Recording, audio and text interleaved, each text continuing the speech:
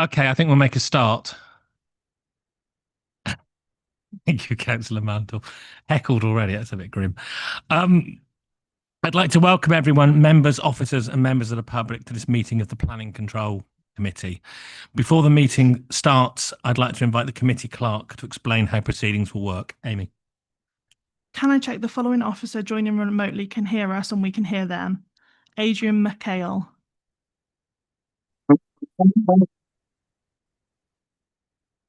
Say that again, Adrian. We didn't quite catch that. Can you hear me? Oh, yeah, there we go. We can hear you now. If a member wishes to speak, they should use the speak button located on their microphone unit. The microphone will light up green and the chair will be alerted to their request to speak. When the chair invites you to speak, your microphone will be made live and will turn red, at which point you can speak.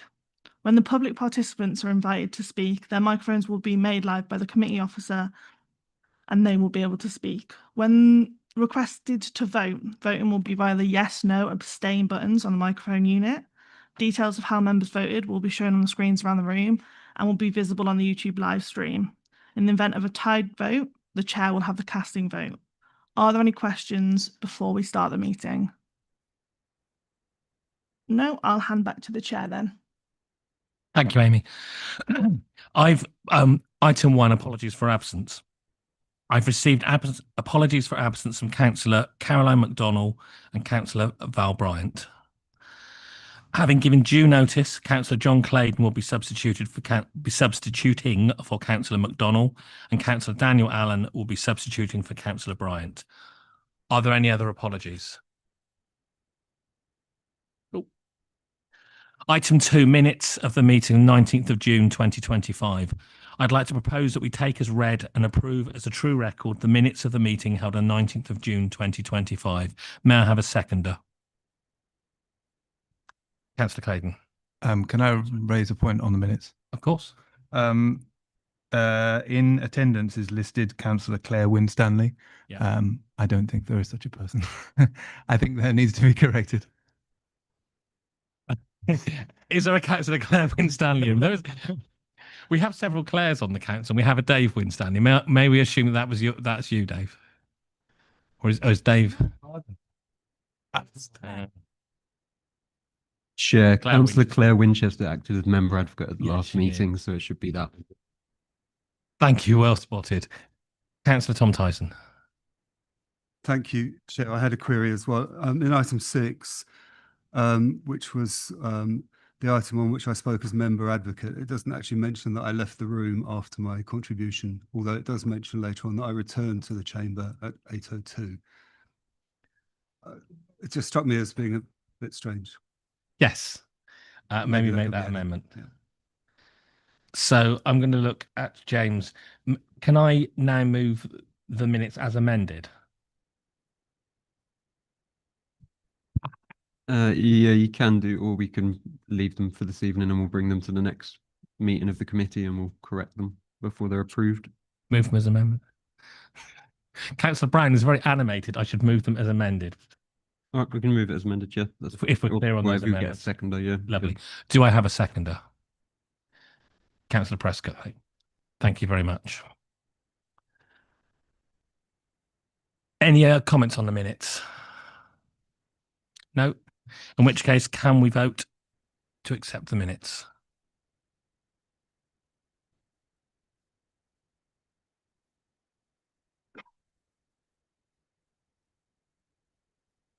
That item's carried. Item 3, notification of other business. There is none. 4, Chair's announcements. Recording. In accordance with council policy, this meeting is being recorded. The recording will be available both on the council's YouTube channel as well as on the council's ModGov site alongside the documents from the meeting. Declarations of interest. Members are invited to make declarations of interest before an item. The detailed reminder about this and speaking rights is set out under Chair's announcement on the agenda. To clarify matters for the registered speakers, who of course are welcome, members of the public in groups of supporters or objectors have up to 3 minutes per person. Where there is only one public supporter or objector, then that member of the public will have up to 5 minutes. There are separate groups for people registered as member advocate objectors, member advocate supporters, and for the applicant, their agents and representatives. This is up to 5 minutes per group. All speakers will receive a minute a warning when you have a minute remaining, and I'll be as gentle as possible with that. Following the conclusion of your time, members will be invited to ask points of clarification. At the end of your allotted time, you'll be advised that the time allowed has ended and you must cease. Item 4. For the purposes of clarification, in order to vote on an agenda item at this meeting, a member must be present for the entirety of the debate and consideration for that item. If a member leaves the room at any point of the item, they will not be able to vote. I will take a comfort break at a suitable point in the meeting, should proceedings go on at length. Meeting cut-off. As you're all aware, there is a significant amount of business on the agenda. As outlined under 4.8.24G of the Council's Constitution, if the meeting proceeds to 10:30 p.m, the item being considered at that time will be the final item considered at tonight's meeting. The remaining business will be deferred to the next meeting on Thursday, the 24th of July. I should point out that the third item we were discussing tonight, item 8, Ivy's Cottage in Barley, has been withdrawn.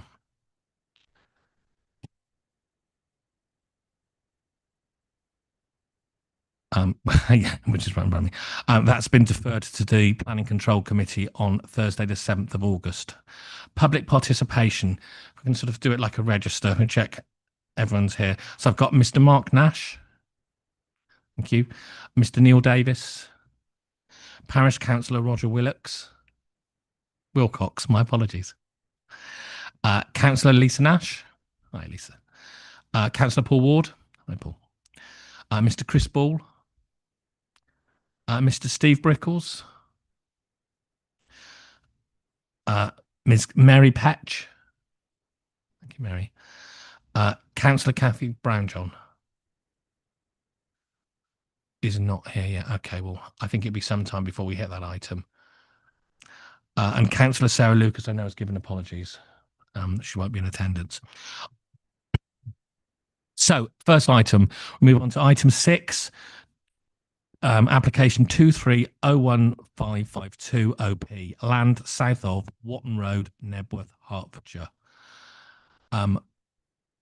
So Paul Chaston is going to present, and I understand Adrian McHale is available from Herts Highways. Can we just check that is available? Yeah, I would say. Yeah, available online. Hi, Adrian. Thank you.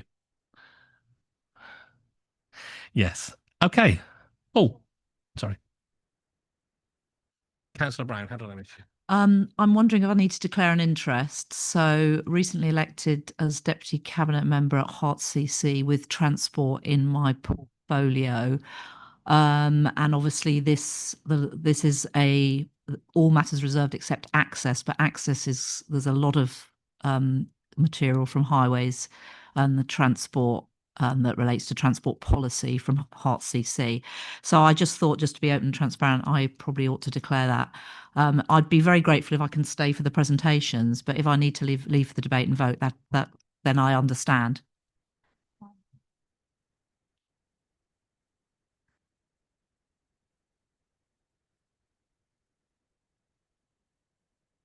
Thank you for that. Yes, that's fine with me. And if someone will remind you if you do need, at what point? Yeah. Okay. And I'm reminded that Edward Lee is also here to answer questions from our transport department. Thank you very much, Edward. Paul, finally, sorry. Thank you, Chair. And good evening, members. In terms of updates, you'll be aware that a written update was provided on Tuesday, which addressed several matters. Since then, 2 further neighbour representations have been received objecting to the application. These representations haven't raised any particular new issues that haven't already been addressed in my report, and they're summarised as follows. So they raised concerns that the proposal would result in increased levels of traffic, particularly along Swanleys Lane and in the village of Datchworth. Concerns around the closure of Swanleys Lane leading residents to use Watton Road, which would in turn increase journey times, and concerns that the development will stretch local services and facilities, including the GP surgery. That's all the updates. Moving on to the application itself. This is an outline application for the erection of up to 200 dwellings, including affordable housing, structural planting and landscaping, informal public open space and children's play areas, surface water flood mitigation and associated ancillary works, with all matters reserved other than means of access. We move on to the presentation. Thank you.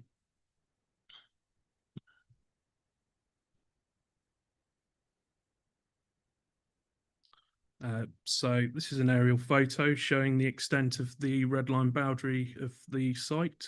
Next slide, please. This is a 3D aerial photo, also showing the extent of the red line boundary. On the left-hand side, you can see the southern parcel of the site, with a central parcel roughly in the middle and the northern parcel on the right. Next slide, please. This photo is taken in the northeast corner of the site, looking east down Watton Road at the junction of Watton Road and Old Lane. Next slide, please. This drawing shows the exact location of the proposed vehicular access from the northern end of the site on Watton Road. I think you can just about make out the red lines.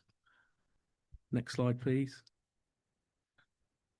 So this photo is taken from Watton Road. Oh, no, sorry, apologies for that. So further to the last drawing that I show you, this photo shows the location of the proposed vehicle access from Watton Road.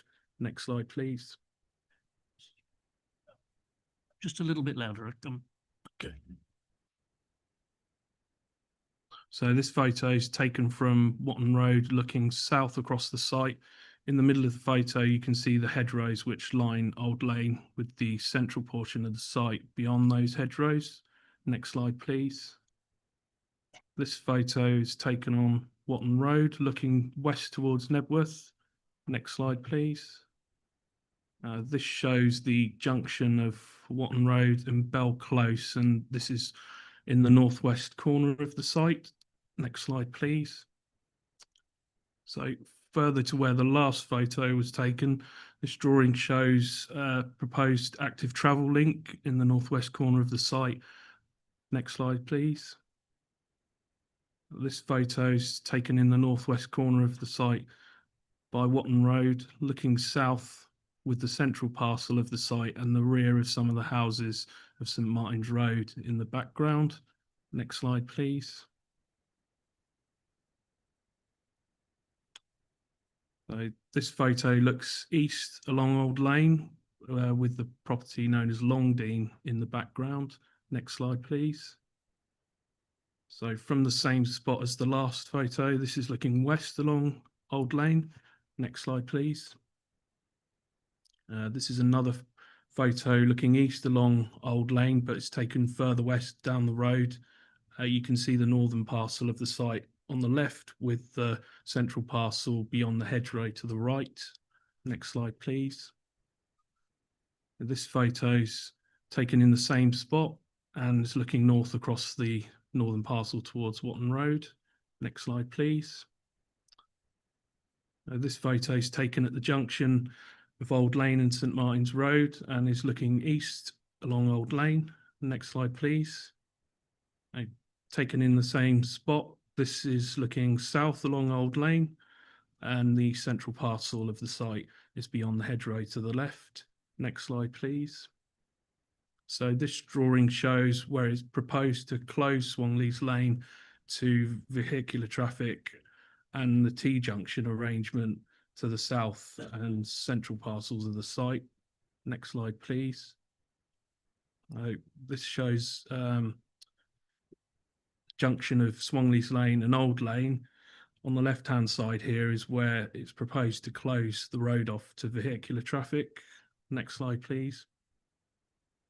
This photo looks west along Swanleys Lane and is taken roughly in the spot where the proposed new T-junction would be.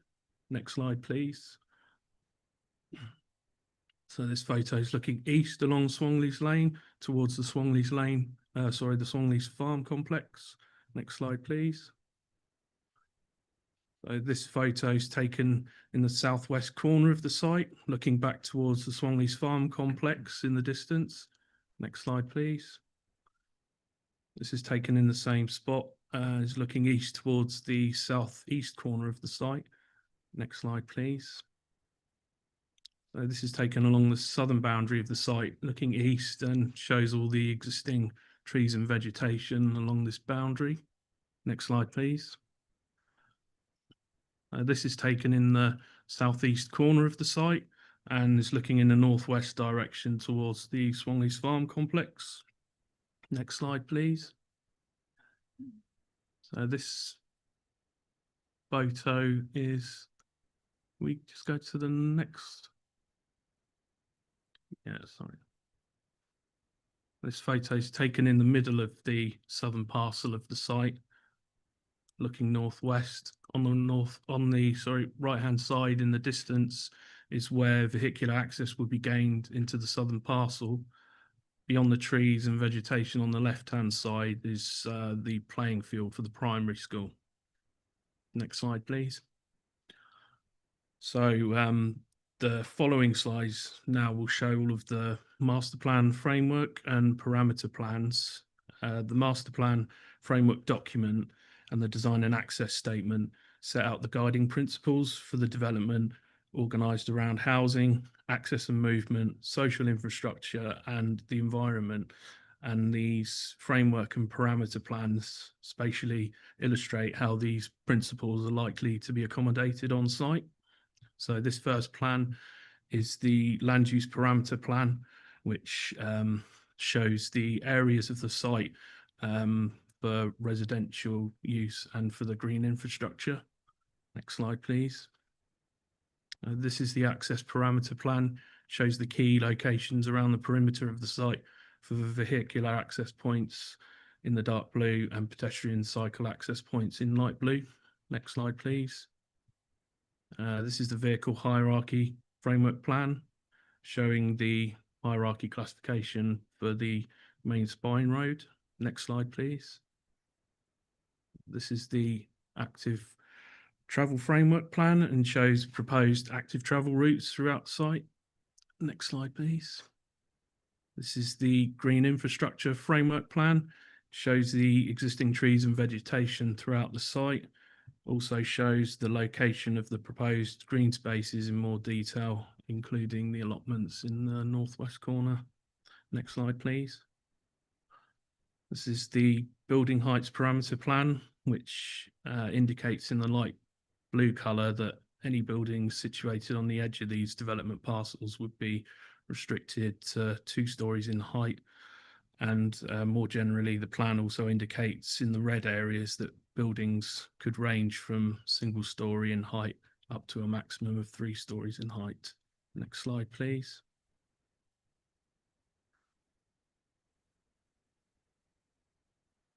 This is the built form and character framework plan, which breaks down the character of the residential development parcels in more detail. It also indicates details of potential locations for secondary streets, landmark buildings and key internal views looking into the site and within the site. Next slide, please. So this final slide is the illustrative master plan, and it shows an indicative site layout demonstrating how up to 200 homes could be accommodated within the site. What this plan does show clearly in the centre of the drawing is how the arrangement with the closure of Swanleys Lane would work in terms of the new T-junction and the western part of Swanleys Lane looping up Old Lane and onto St Martin's Road. It also shows the exact location of the proposed vehicular access at the northern end of the site from Watton Road, and how Old Lane could look as a repurposed active travel route. So in summary, this is an outline application on a site which is allocated for housing in the local plan. The proposal would deliver up to 200 new homes, of which 40% would be affordable housing. The scheme would also provide an above 10% biodiversity net gain improvement across the site. In terms of the master planning, the content of the framework and parameter plans ensure there's an appropriate balance of safeguarding for non-negotiable elements such as pedestrian links and the quantum of open space, whilst allowing flexibility for matters that need further development. This includes secondary and tertiary road network, street details, plot layouts, and the landscaping and open space design. And to this end, a site-wide design code condition has been recommended to allow discussions to continue on those subject matters with the aim of securing high-quality development on the site.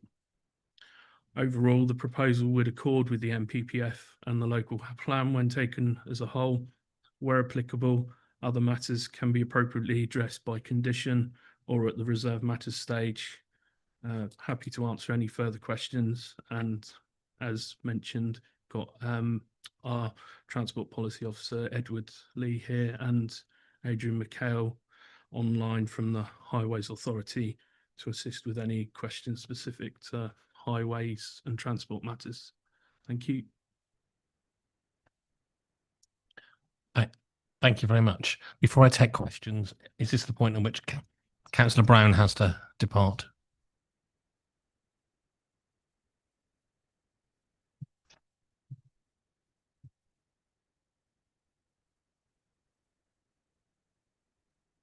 Okay. Before I ask for any questions, because we've got a lot of members of the public here tonight, just to make it clear, if I ask for, if anyone has any questions or any to ask, I'm only asking the people in the front row, essentially the committee. The invitation is not to members of the public, I'm afraid, just to make that absolutely clear.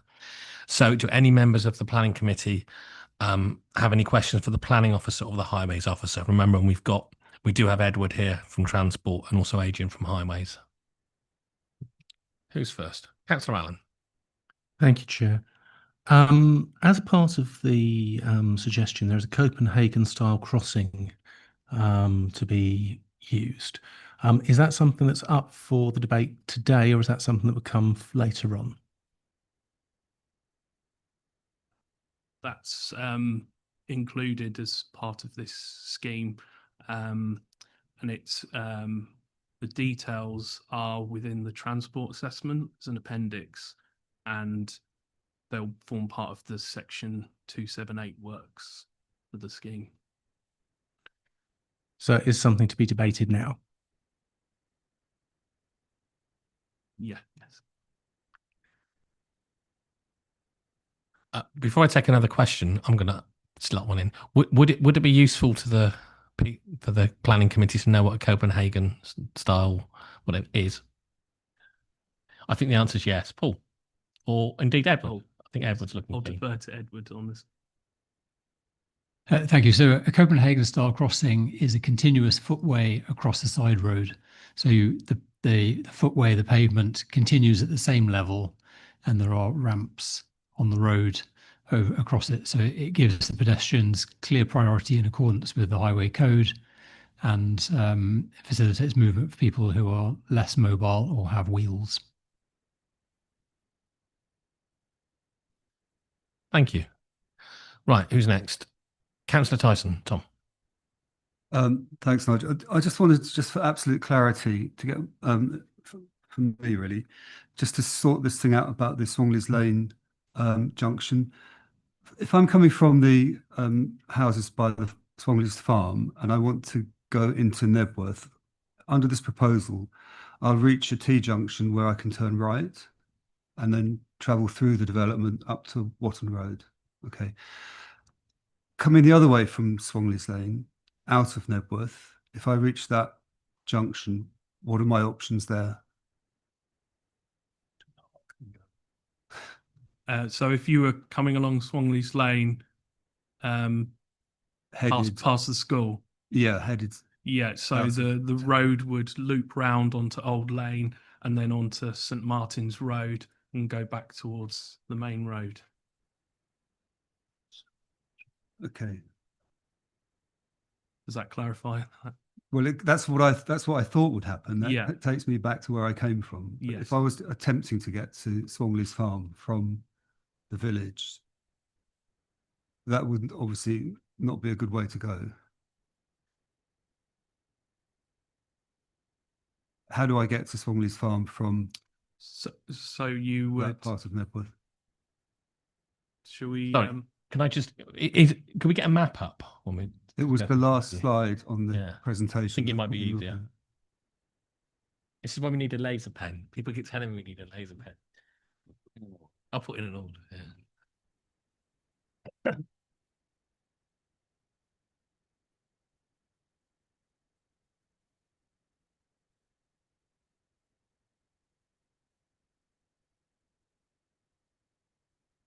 Yes, sorry, yes, James, yeah.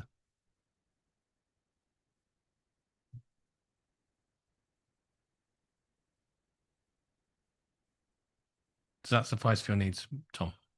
Yes. So, yeah, so if you wanted to reach that part of the site, in the alternative, you would have to go along Watton Road and then turn right and come down into the application site and then turn left at the T-junction to reach there. It wouldn't be possible to reach there going down down Swanley's Lane. Okay. Councillor Allen. Thank you. Just wanted to go back to the Copenhagen style crossings. Can I ask a couple of questions on them, please? How many other examples do we have in Hertfordshire, specifically in North Hertfordshire? We know that there have been lots of studies done, particularly by Admiral Insurance, about the dangers that are brought with this style of crossing because people don't understand it or how to use it. Will it be illuminated fully at night?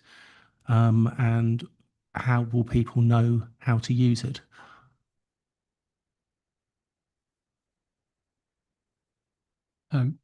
Perhaps Adrian McHale would like to start by answering from a highways perspective, and I'm happy to carry on from him. Well, people rolling out across the county, white sort of thing is going to be developing infrastructure, but they're only guided to be POs are 30 mile per hour limits. Sorry, we had a problem with the sound. To be safe. That's they got problems themselves. Be close to the mic. Yeah, but the council's rolling out across the whole Hertfordshire and following the London style. It's basically it's going to be installed in roads that are found to be appropriate. And I'm will sorry, have to be we really can't hear you.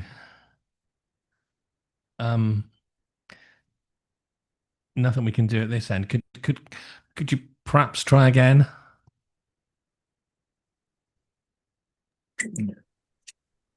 Yep. Basically, we're rolling out across the county wide, and they will only be put on roads that are suitable for across to be safely lit and safely visible, and people will understand. And the world is changing. London's developing these across the. If they're suitable for London, I think they're suitable for a lot of places.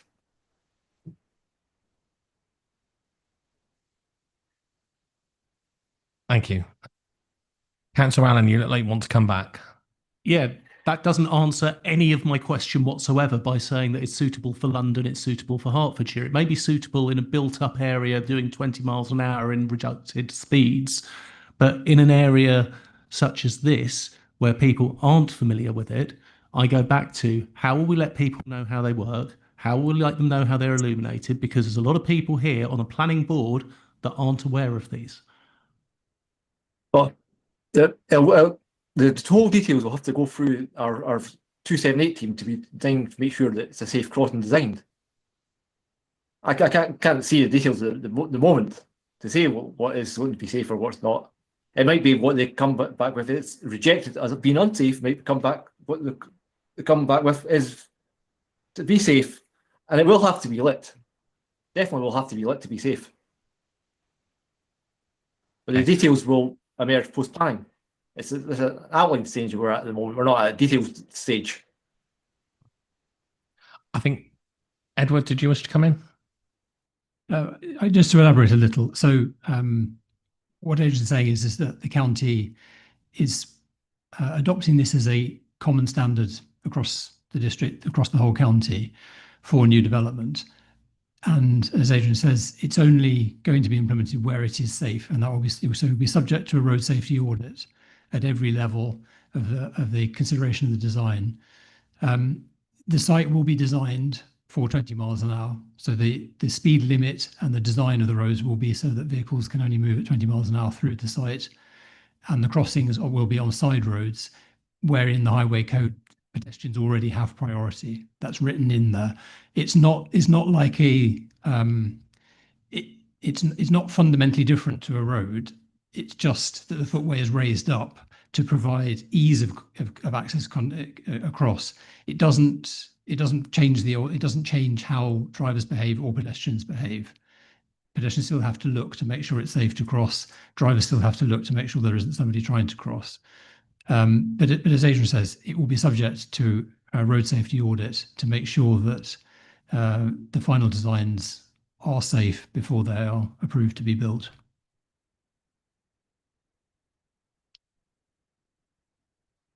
Thank you. Councillor Allen, you satisfied with that answer, or do you want to come back? Well, the county officer said that wasn't part of this, which is what I asked at the beginning. So if it isn't, I'm sorry to have wasted your time, Chair. Thank you. Councillor Claydon. Thank you. With regards to the Watton Road junction and the safety of it, in paragraph 5.6.13, there is outlined details of a traffic assessment that was done back in 2020, on which is based the conclusion that the junction can operate safely because 85% of speeds were around 40 miles an hour. That was between lockdowns. In fact, the country went back into lockdown in November, so a few weeks after that assessment was done. Is it reasonable to assume that that was a typical traffic pattern based on what we might see now 5 years later, and with COVID some way behind us, hopefully?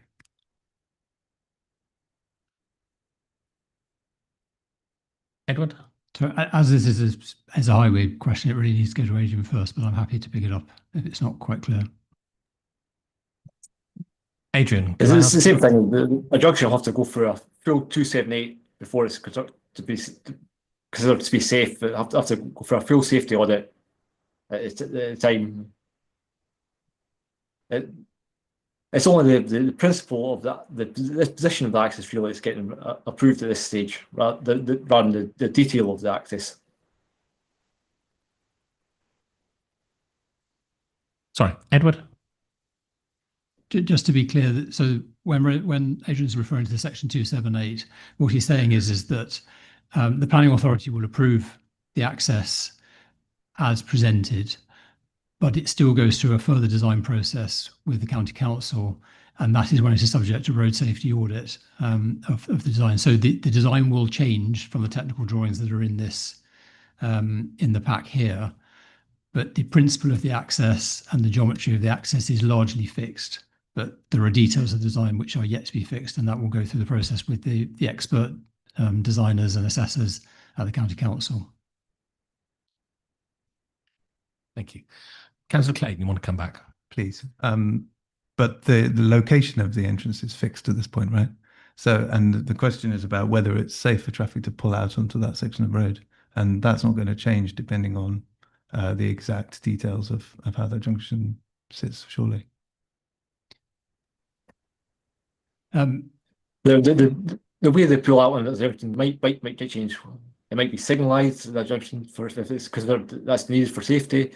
There might be some sort of alignment change of the junction to make them pull out at a less speed, to make them more visible, make them less visible. The experts in the 278 and the safety audit forces will have a look at that and make sure that it's safe.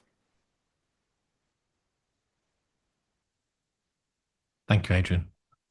So did you indicate before, Edward? I don't really have anything to add, but if it wasn't clear, the junction design can be altered to make it safer. So at a last resort, if it was deemed to be necessary, then it could have traffic signals added to it. Normally, it would just be a matter of slightly changing the geometry to make sure that what's called the visibility displays are sufficient, so that a vehicle pulling out can see far enough to see a vehicle that's coming. And also, if necessary, it will be subject to further assessment of traffic speeds if that was deemed to be critical to the design. Councillor Prescott. Thank you, Chairman. This is perhaps more relevant to the debate part of the evening, but Councillor Allen was wise to bring up the question about the Copenhagen Junction. Maybe other members of the committee aren't familiar, but in North London, they introduced them in Enfield in several areas, and they led to all sorts of problems. It's not a question, so I'll leave it to the debate section. And if, in fact, that is not part of consideration tonight, then I'll drop it entirely. But it is something that we should not just accept blithely without realising how drivers and pedestrians will and won't react correctly to this junction. They aren't safe, in my opinion.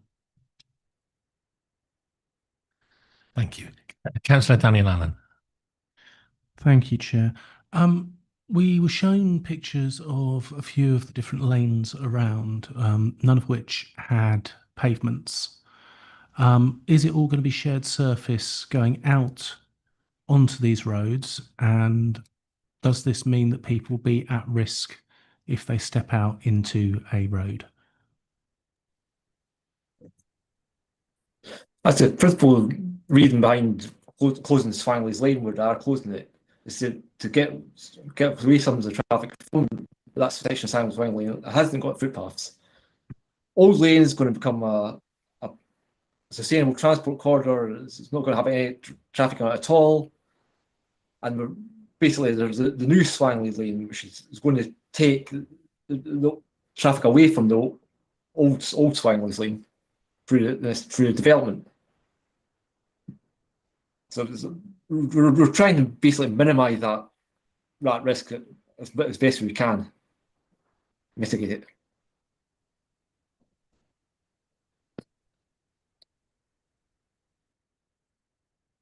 Okay. I've got Councillor Louise Peace next. Thank you.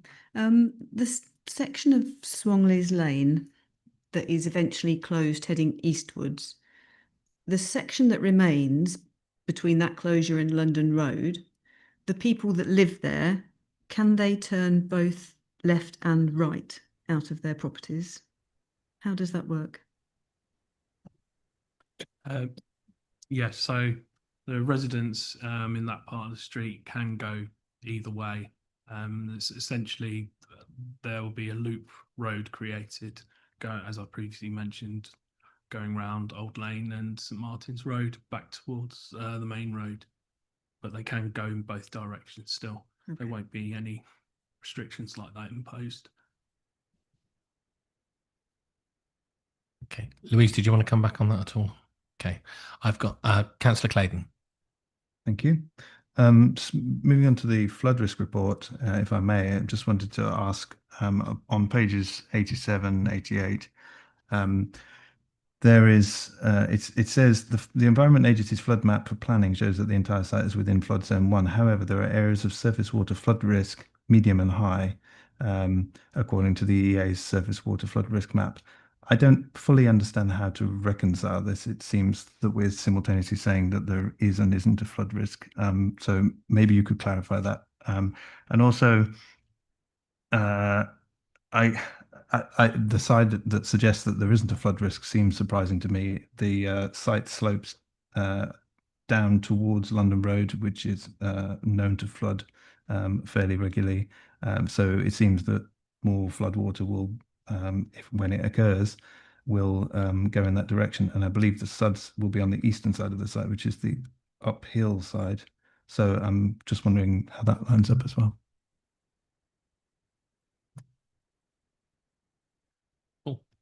I'll do it.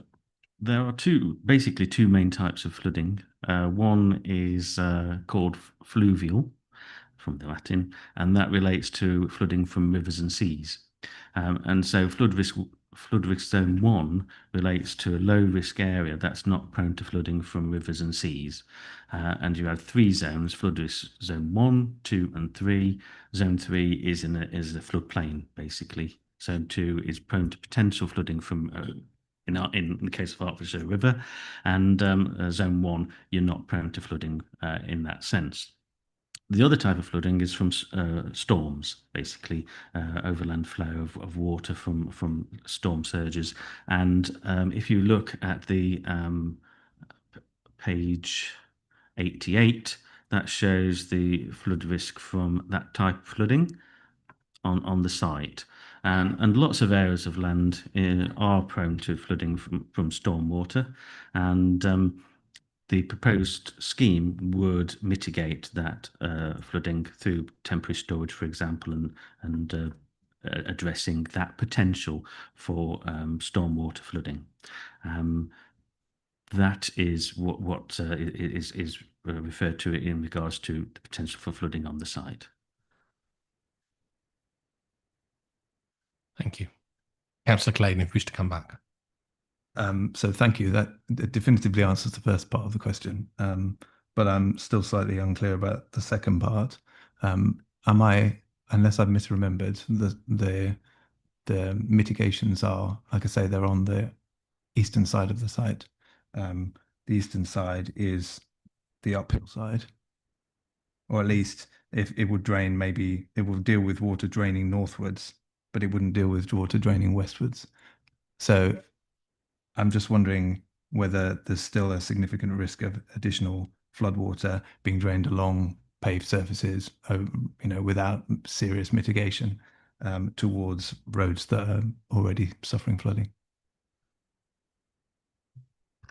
The answer to that is no. There is a drainage scheme that's been submitted as part, and it has been very carefully considered by the lead local flood authority in terms of the general drainage scheme for the proposal, which, as things currently stand, there's already an existing drainage scheme that drains land, existing housing to the west of the site, and this scheme would incorporate a sustainable drainage system that would ensure that the risk to flooding is being mitigated by that drainage scheme through various methods in terms of ensuring that the drainage of the site is same as Greenfield, but deals with the increased risk from global warming. So it has been fully approved by the lead local flood authority, who have recommended conditions to ensure that the site is adequately drained to mitigate any potential flood risk, not just to the site, but also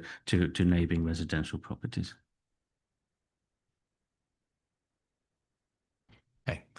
Okay. Councillor Louise, please. Thank you, Chair. Just another one back to transport. At 5612, mention is made that the transport assessment shows slightly more impact on the Watton Road B197 roundabout in peak hours, and then goes on to say that that roundabout is already significantly over capacity, but it's hoped that it would be appropriate to mitigate this by encouraging a modal shift, obviously reducing vehicle trips. What sort of modal shift would be required to mitigate the effect on that roundabout?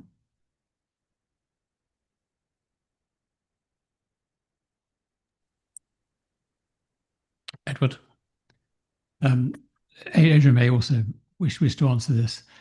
Just to put this into context, the site itself will generate, it expects to generate about 100 vehicle trips in the peak hour. That's going and going. So that's only a little more than 1 per minute. So the impact on that junction is marginal. And you don't have to mode shift very many of the vehicles that come into that junction to, let's say, cycling. And there is a local cycling and walking infrastructure plan to improve the cycling link between Nebworth and Stevenage.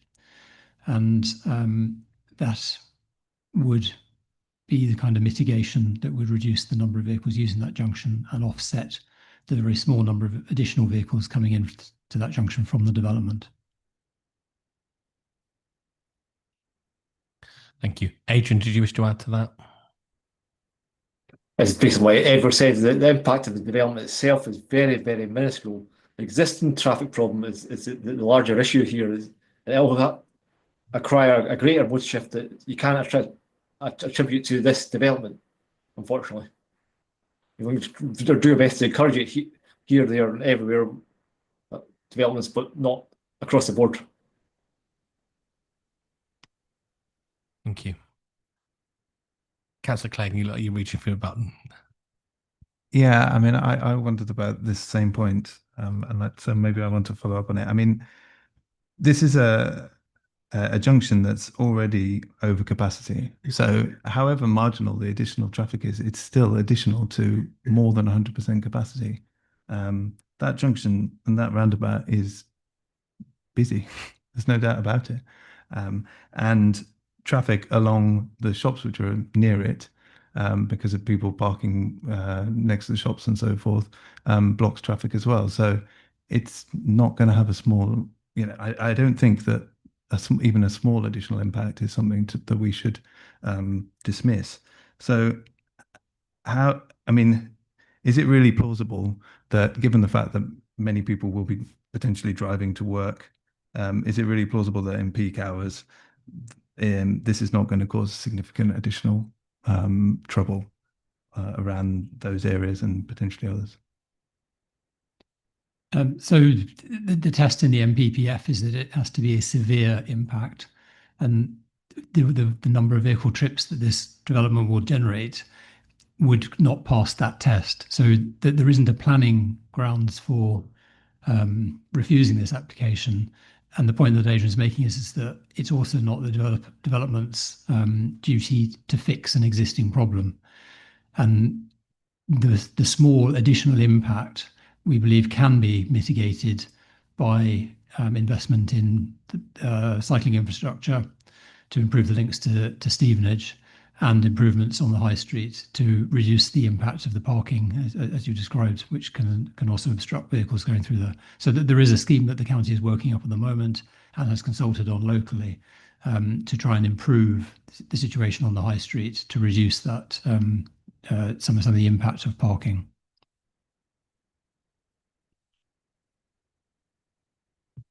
Thank you. Do we have any further questions to the officers? No? In which case, may I call the first public objector, who's Mark Nash. Mark, you've got 3 minutes, and I'll let you know when you've got a minute left. Okay. Yeah, my name is Mark Nash. I'm a retired chartered civil engineer, member of the Chartered Institution of Highways and Transportation, with over 40 years of experience. I object to the current proposals for up to 200 dwellings on the KB4 site. Transport assessment dated 20th of June 23 was based on traffic counts conducted in 2019 and used standard growth, trip rate and 2011 census mode share data to estimate capacity at the B197 Watton Road roundabout. Nevertheless, it showed in paragraph 6.2.3 by 2028 at certain times of the day the roundabout to be at capacity has already been mentioned. The data is very much out of date and does not take account of, one, the many and various changes in traffic trends that have taken place over the intervening years. Secondly, the specific and unique location of Knebworth and the applicability of standard data sets.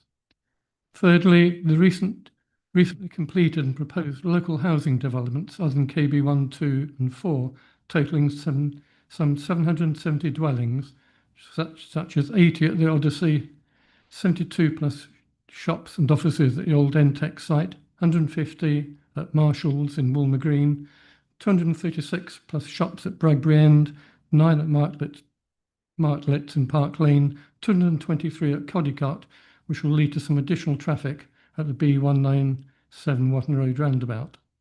And fourthly, the A1M improvement delays and a significant increase in housing in central and outlying Stevenage that will increase the stress on the 197 corridor.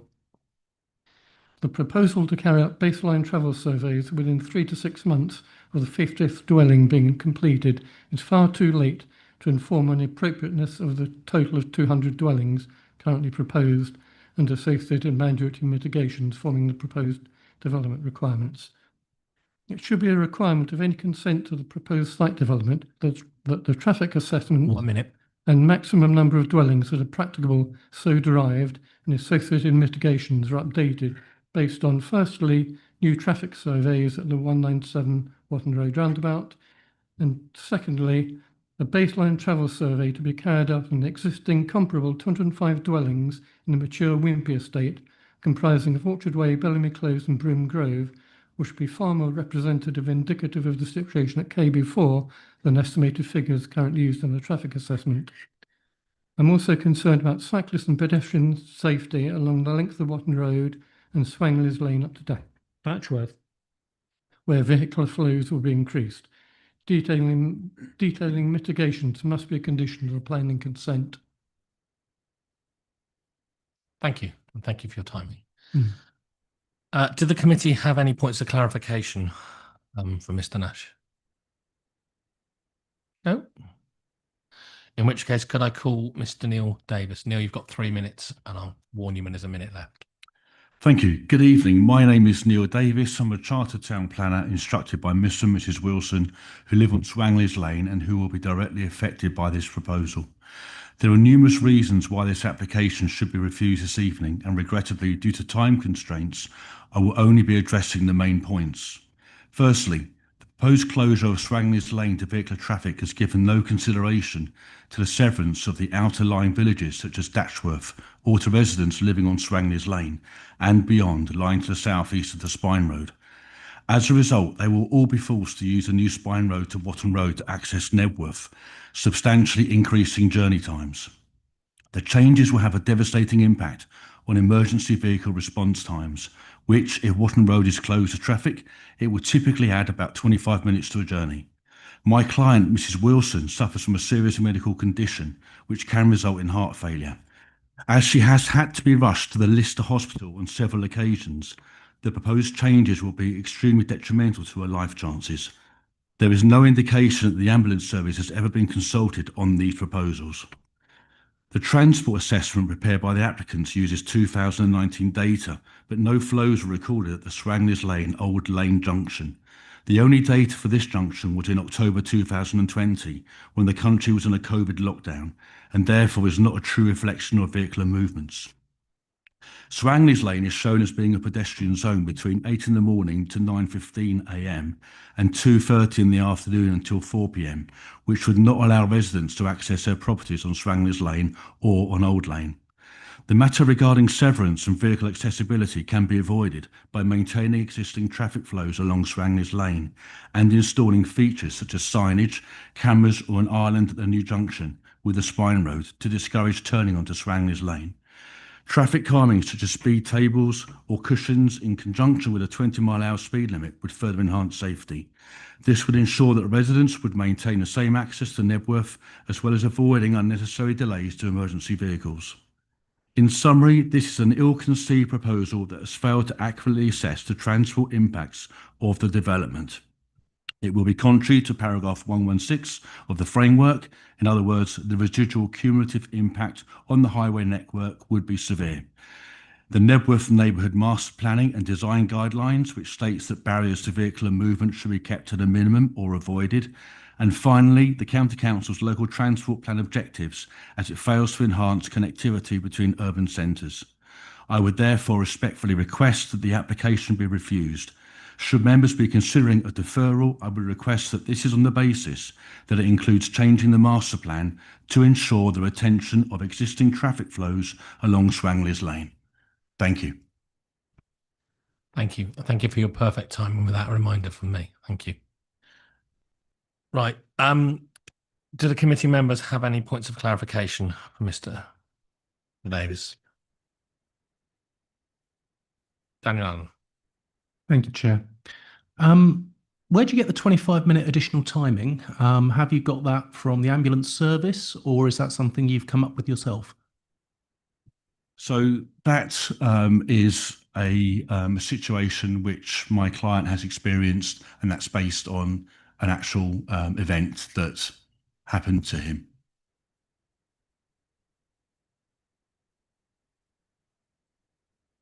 Oops, Councillor Pearce. Can I just also ask about the information you gave about Swangley's Lane being a pedestrian-only route between those school hours? Because that's not information that I have. Where does that come from? Yeah, so that I understand is from the transport assessment.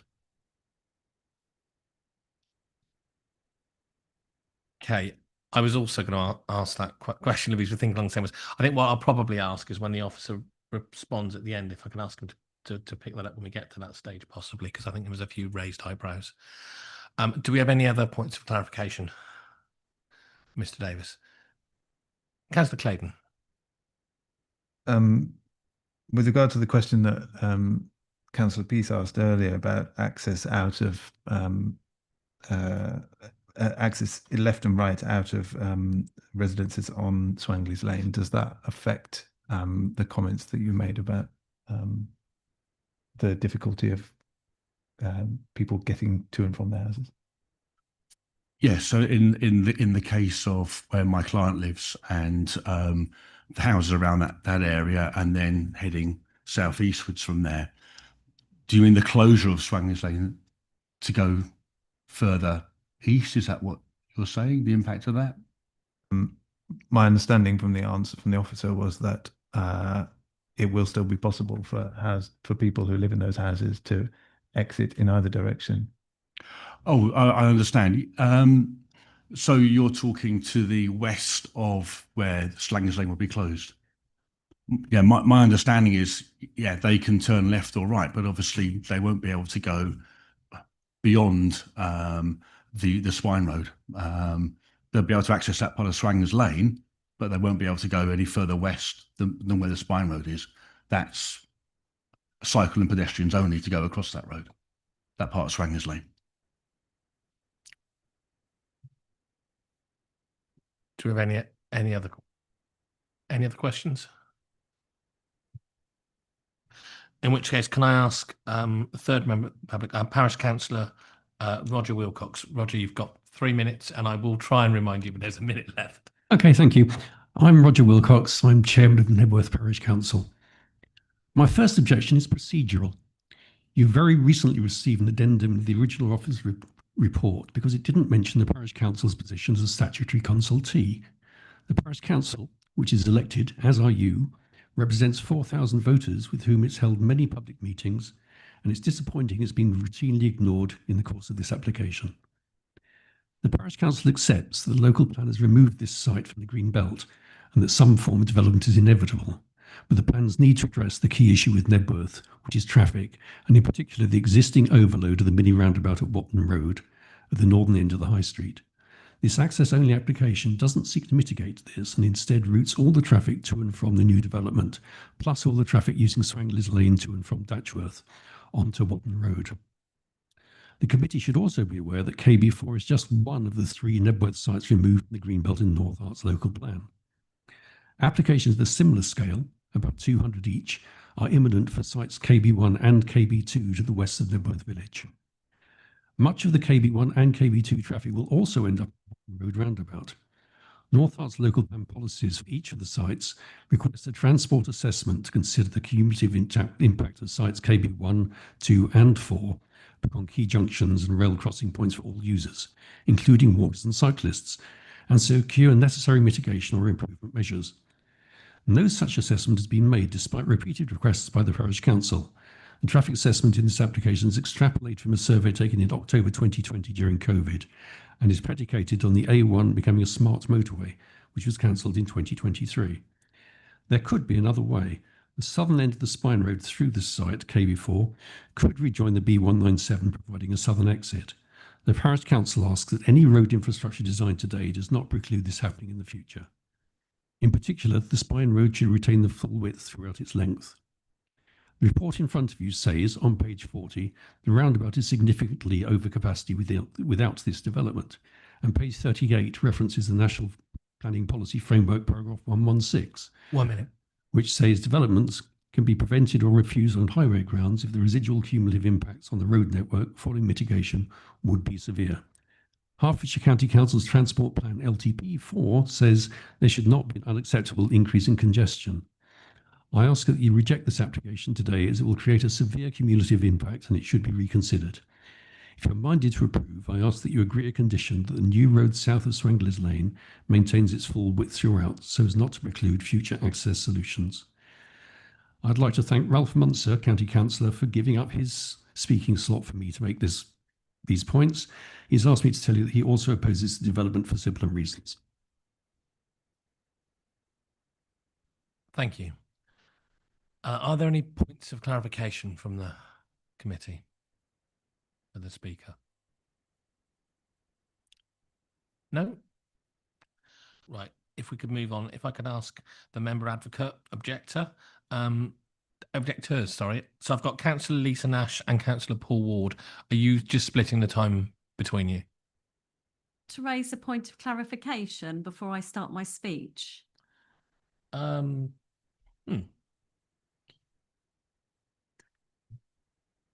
Not really, but I'm sure you can weave it into your.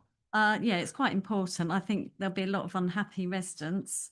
The St Martin's Road is a private no-through road, and it's been mentioned several times. If you want to weave that question into your speech, I'll be slightly lenient on your 5 minutes. Okay. I speak on behalf of Nebworth residents who strongly object to this proposal. It is significantly detrimental to the already inadequate existing infrastructure of the village and does not amount to sustainable development as required by the NPPF if the problematic highways issues are not appropriately addressed. This application has a different access proposal to the agreed local plan and intends to block and divert an existing through route to the detriment of residents. Nebworth is a semi-rural settlement with little employment or facilities necessitating residents to leave the village to meet their needs. As a resident, I'm used to single-track roads and farm traffic, something far less common in towns.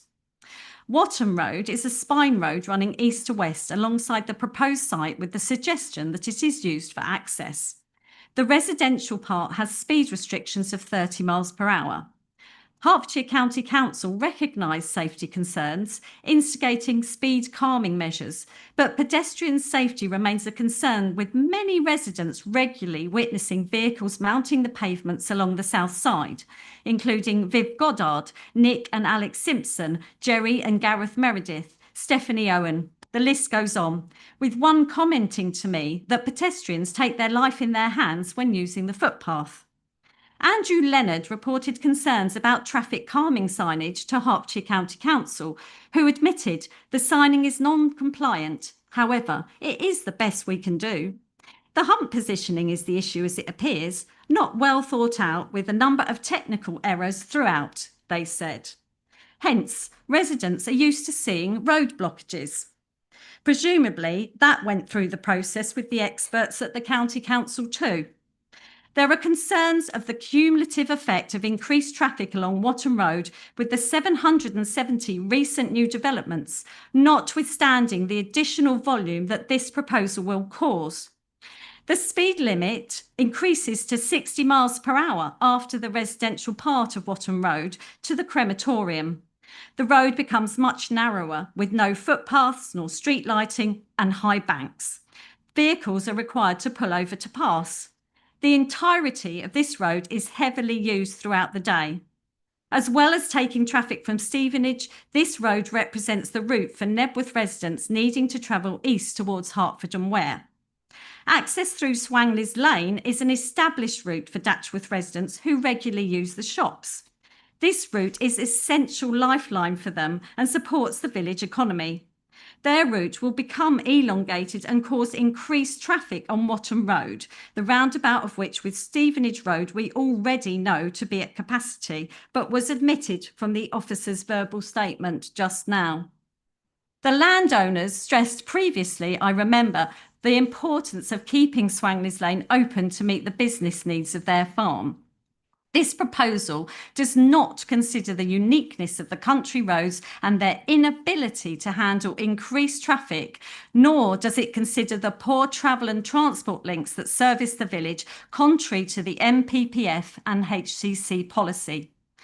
The traffic assessments are incorrect and inaccurate. There is no up-to-date transport plan which provides a reliable measure of the effect that this development would have on the village. This plan relies on people walking or cycling to the railway station, which is unrealistic. The predicted increased number of vehicles is unrealistic for this site. The proposal does not comply with Hertfordshire Travel Plan.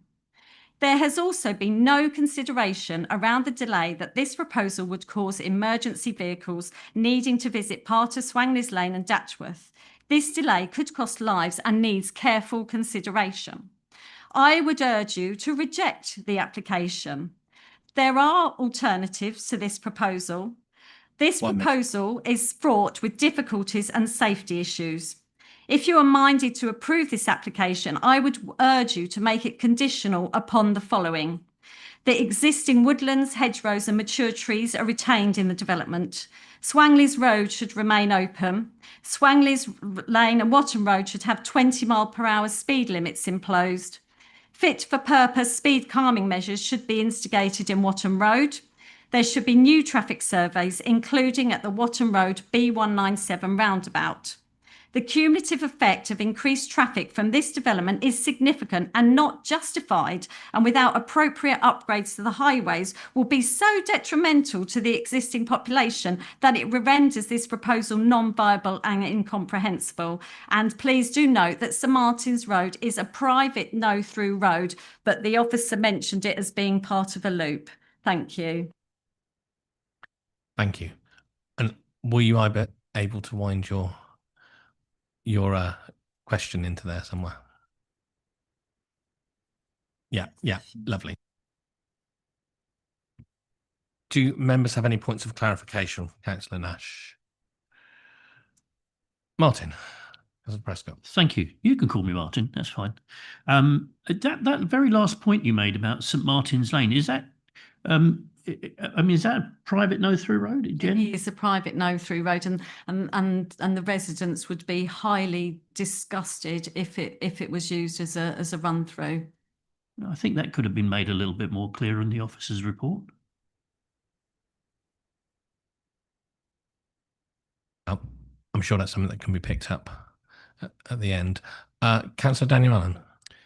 So would you agree, Councillor Nash, that the County Council aren't working correctly with roads in Knebworth?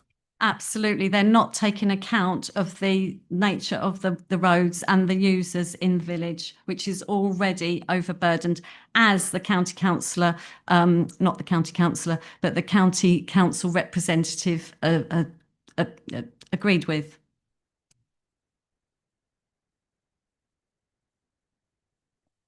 Do I have any further points of clarification for Councillor Nash? No? Right. In which case, can I call on the applicant's agent, Mr. Chris Ball? Chris? Oh, there, sorry, hidden behind Councillor Tyson.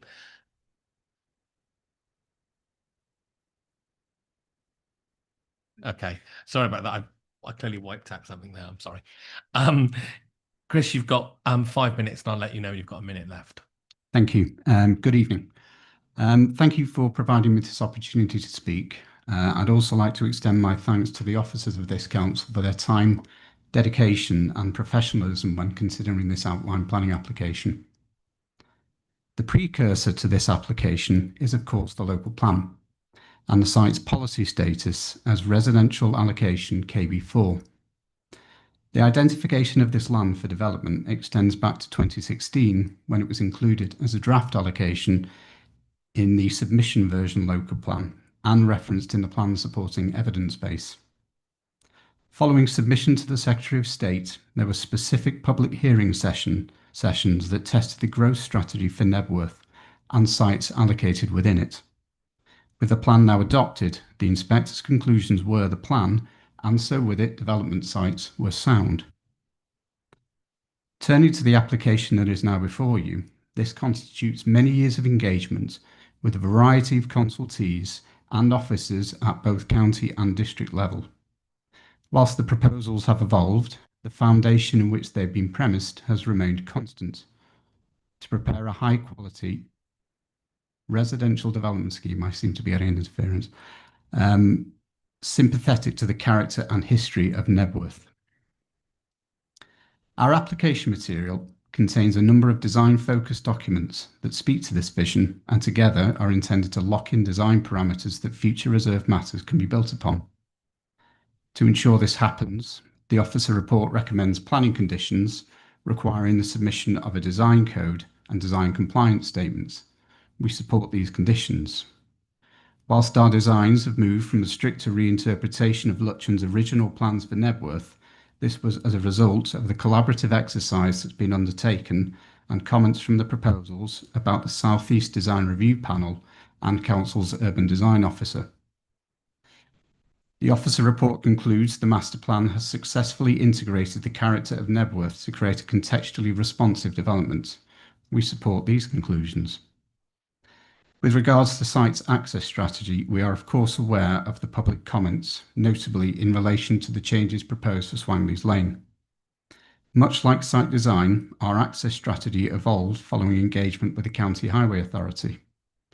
Our initial plans for KB4 proposed that Swangley's Lane should contain a roundabout that would link to the site's spine road.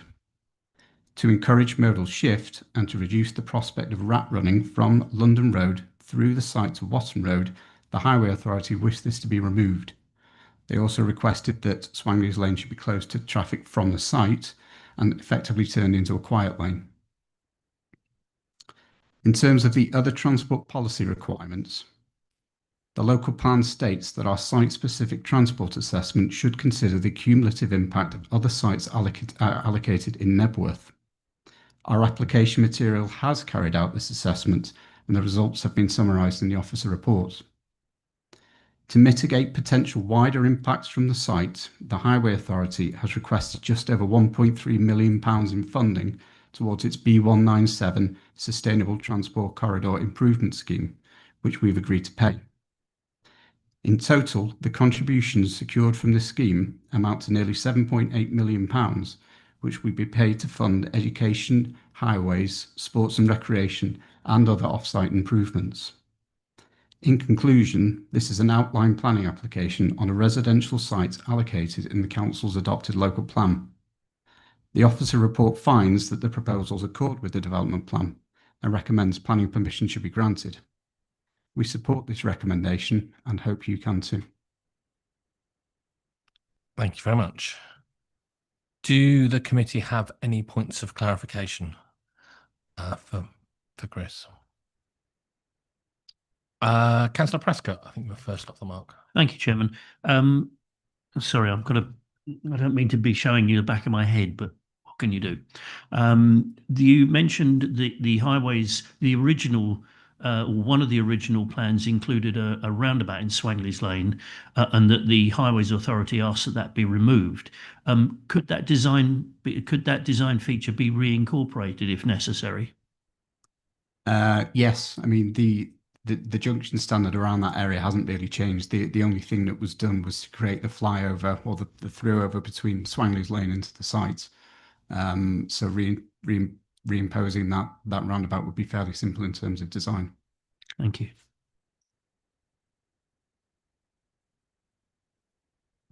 Councillor Clayton. Thank you. We've heard some concerns about access for emergency services, given the current design for closure of Swangley's Lane. I just wondering whether you can comment on that and the impact it's likely to have. I'm aware through public comments that it's been mentioned that the requirement to travel through the site up through Watton Road would add additional journey time. Reference in public objections referred to an additional 900 metre distance that the person would have to travel. From our observations, previously the user would have to go down Swangley's Lane and up High Street. Under the proposals, they would go through the site and along Watton Road. So I think that 900 metres is actually 450 metres, because there's no additional increase. You're going the same journey, it's just you're going in a different way to get there. Any further points of clarification? Right, I'm seeing none. In which case, I would like to invite the officer or possibly officers to respond to the issues raised. And with a reminder, there's a specific question around whether houses are blocked off during certain times of the day. Yes, so just to respond on that point, I'm not aware of any restrictions that are currently proposed to be imposed on any vehicle traffic during hours, children going to and from school. I don't know if Adrian or Edward want to add anything.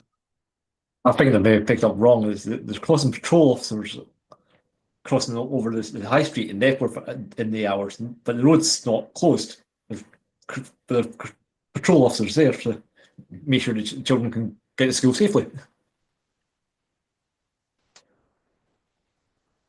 Thank you. Edward? So just to clarify further, the design of a school street does provide flexibility, including potentially offering exemptions to residents. So the actual design of the scheme is not fixed before it's implemented. In other words, a scheme is part of what would be designed, and residents will have 2 points of access, St Martin's Road and Swangley's Lane. And although St Martin's Road is a private road, in a sense it's not public highway adopted public highway, that situation occurs all over the country. I mean, there are lots and lots of private roads, but the public does have a right of access over them. So it's not a case that it's a private road with no through access. It is a road that works as a road. It just happens to be privately owned rather than owned by the Highway Authority.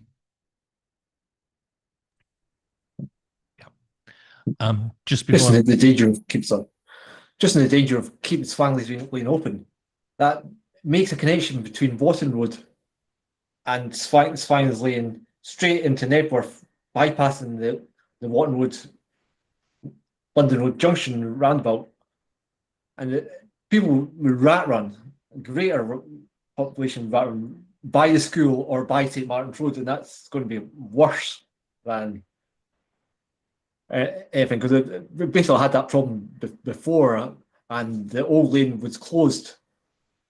The left turn banned to stop vehicles doing that. But despite the conditions of the old lane was quite narrow, people were still doing that. So you find a new development road, they're going to do that easily.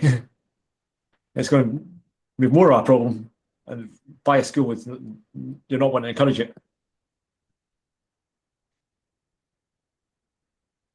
Thank you. Just before I bring you back in to finish off any comments you might have, Paul, just to remind members of the public and people who've already spoken, you're not able to come back and answer questions. I'm afraid. I'm sorry, but that's how it goes. I'm not being awkward. It's just how it is. Excellent. Thank you. Paul, can I ask you to make any concluding comments you've got? Got nothing further to add, Chair. Thank you. Then we will go into debate. The officer's recommendation is to grant permission. In order that so we can move into debate, can I have a proposer for an application of a motion to either approve, refuse, or defer the application? Councillors.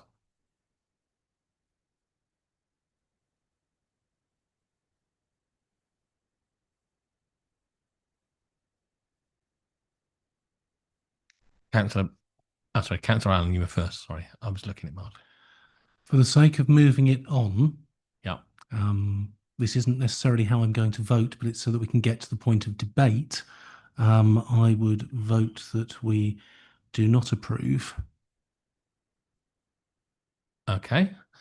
I have a proposer for that we don't that we refuse the application. Do we have a seconder for that proposal? Councillor Prescott. Councillor Allen took the words out of my mouth. I'm happy to second and reserve my right. Sorry, Councillor Mantle. It is a normal practice that when a proposal to refuse is made, the reasons for the refusal need to be given so that we can actually debate it sensibly. Okay. With the caveat that I think Councillor Allen made it clear he was only making the proposal in order for us to move forward into debate. But Councillor Allen. Dug myself a hole here.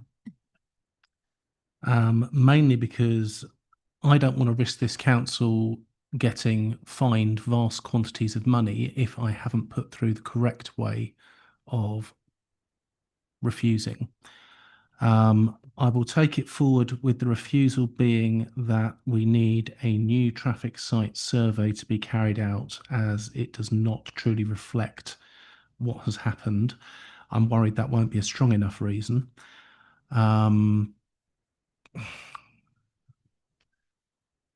Yes, that would normally be a reason for deferral.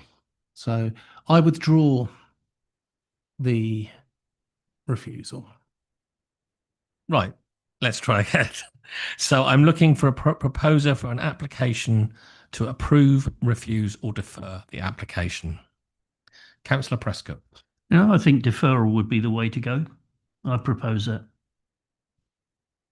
On the grounds that we need more clarity on the traffic management. I think the various members of the public and the speakers brought up the fact that a lot of the data that was brought forward as part of the application was assembled during COVID time, which we all remember was completely out of the ordinary. I think we need much more clarity on the traffic management. I'm uncomfortable with a number of the aspects of it.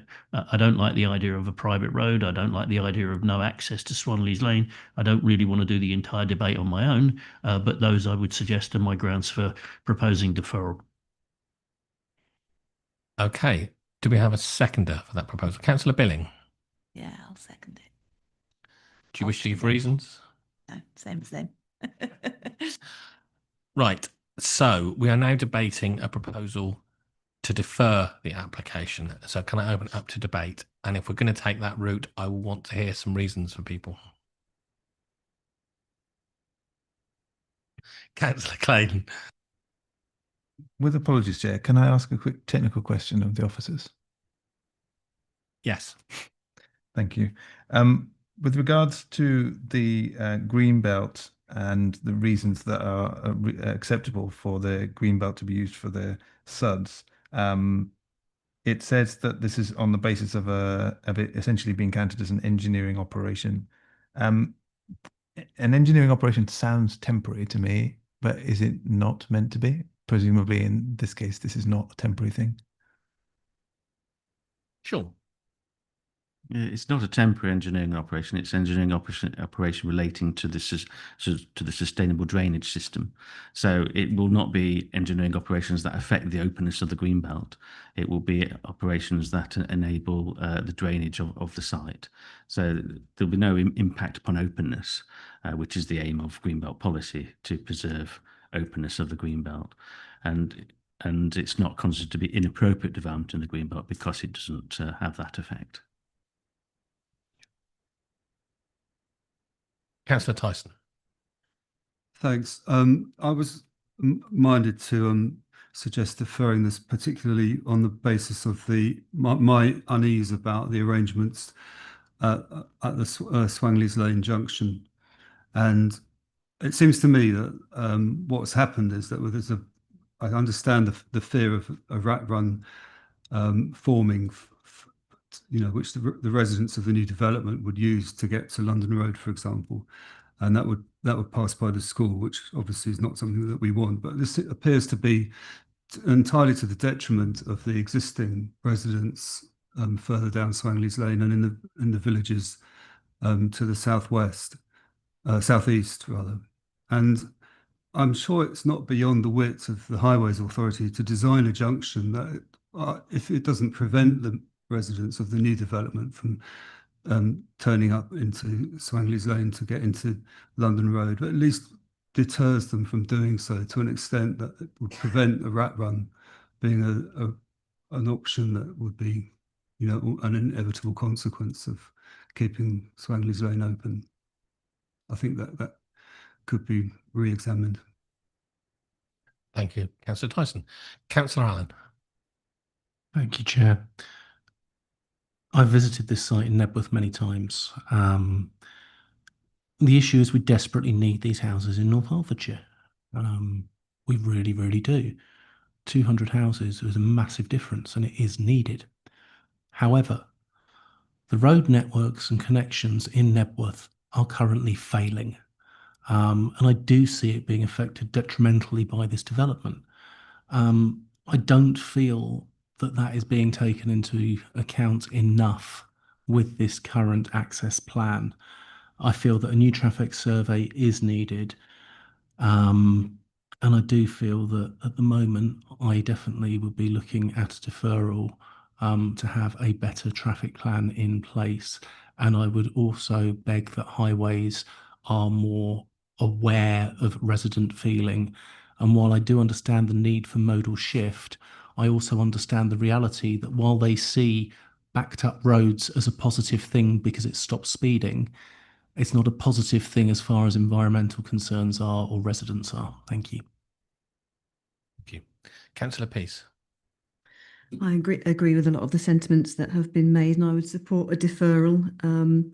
It's clear in the officer's report at 5.6.11, and as mentioned by Mr. Nash, that the transport assessment used older versions of traffic modelling, and it would be good to use more modern techniques and completely model it with KB1 and KB2 to model the differing transport impacts of this proposed scheme versus that of the roundabout to see if the rat run really does exist on modelling. And also the model should take into account the fact that the upgrade to the A1, which was proposed, did not actually take place. So we need more up-to-date data, so I would support a deferral. Thank you. Do we have any other councillors wishing to speak? Yeah, Councillor Prescott and then Councillor Clayton. Will I have to come back at the end? Oops. Councillor Clayton. Thank you. I'm not entirely sure how I feel about a deferral yet, and I probably won't be until I vote.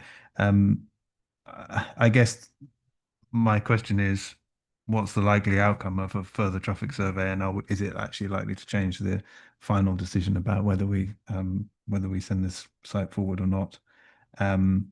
I don't know the answer to that. I guess none of us do, but I think we should have it in the back of our minds. Is it really likely to make a significant difference to the overall assessment of the site? Yeah, I guess I just wanted to air my thoughts, but I'm not sure how to vote. Okay. Do any of the other councillors who've not spoken so far wish to express an opinion or add to the debate? No.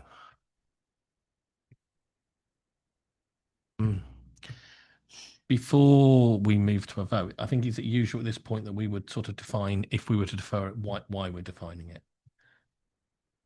Yes. May I ask?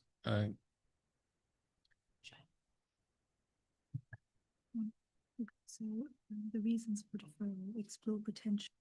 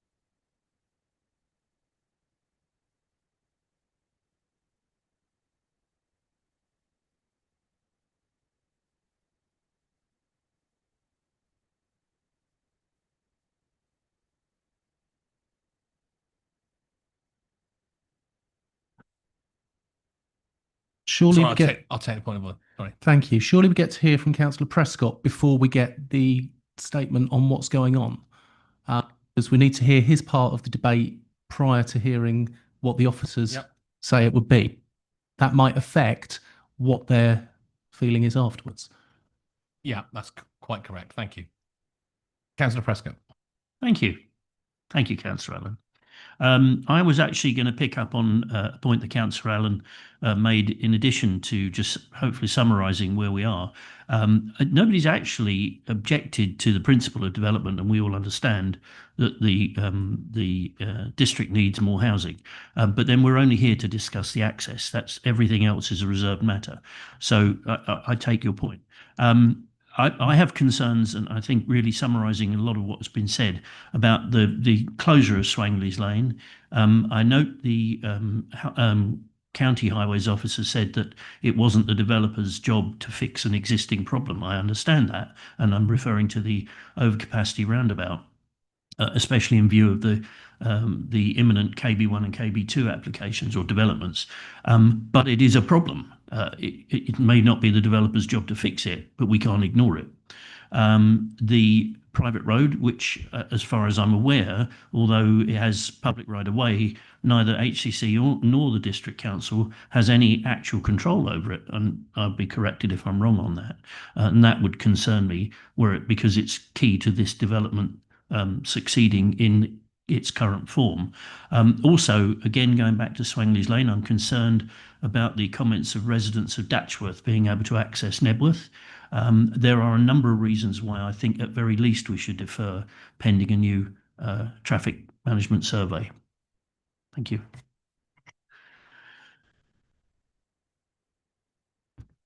Thank you for that. That was helpful. And apologies for